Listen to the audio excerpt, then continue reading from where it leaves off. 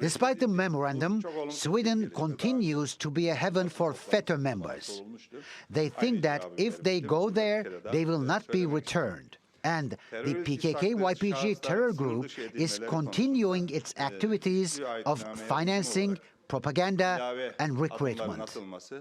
Let's get more on this from Suay Nilhan Acikalın, who's an associate professor of international relations at Ankara Haci Bayram Veli University.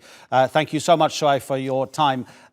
Clearly, the Turkish government must understand that there are certain parameters within which the Swedish government can work, and that the latest extradition request of one particular FETÖ terror suspect who has not been sent back to Turkey, as Ankara would like, is because of the justice system in Sweden. The government can't interfere with its justice system.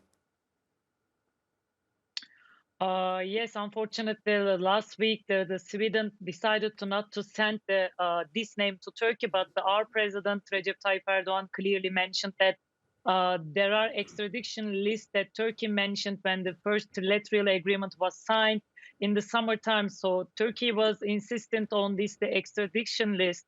And 2 days ago, and also today, Minister of Foreign Affairs, Mr. Cavusoglu, also underlined that we want to see the more concrete steps, especially on the extradition list, because since the last month, the Sweden Prime Minister came to the Turkey, it can be said that Sweden made a positive direction movements towards the Turkey's defense, but still this extradition list seems to be a problem between the two countries, and especially on the way to the NATO membership of the Sweden.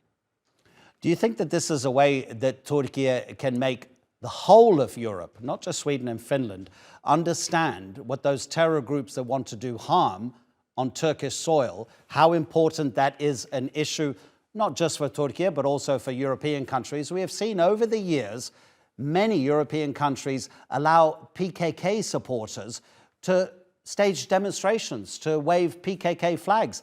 That's a terror organization as designated by the EU, the United States, and obviously also by Turkey. So it seems as if it's not just a Swedish and Finnish problem, but maybe a European issue. That's totally right, because the Turkey is also insisting that already the other NATO members countries, unfortunately, our so-called allies, have been supporting those terrorist organizations, their affiliated NGOs and the media organization in their countries for many years.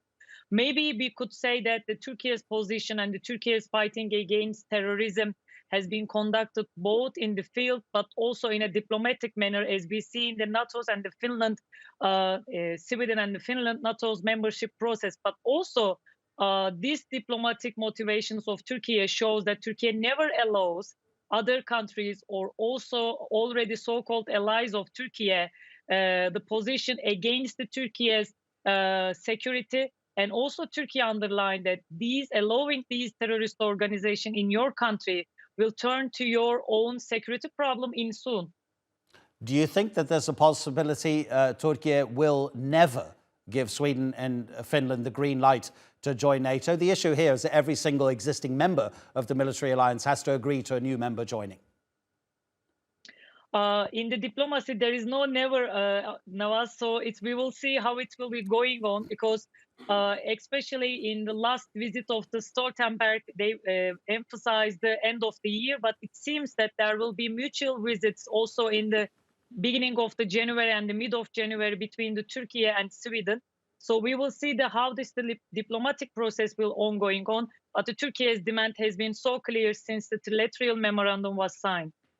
Never say never is a good motto, Suay. Thank you so much indeed. Suay Nilhan Acikalın. Thank you.